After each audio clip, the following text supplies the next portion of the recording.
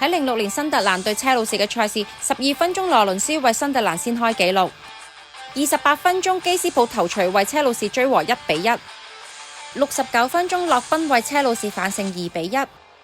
咁興奮嘅情況之下，佢跑咗出去觀眾席嗰度同車路士嘅球迷慶祝。當佢慶祝完之後返嚟，等待佢嘅係一張黃牌。根據國際足協規例，球員走出場外慶祝係需要俾黃牌，而當時本身已經有張黃牌喺身嘅佢，直接2黃1紅。現場嘅足球評述員都即時表示呢一個處罰好弱智，甚至有啲退役嘅球證認為規矩係死嘅。當初立法係因為基於安全嘅考慮。只要個球員慶祝完之後盡快返個場內，其實係冇問題。雖然車路士70分鐘已經打少個，但係2-1呢個比數維持到完場，亦都令到車路士成功連贏10場波。你哋俾嘅 like 係我堅持繼續做片嘅動力。條片落足心機做㗎，麻煩幫忙點讚同埋分享。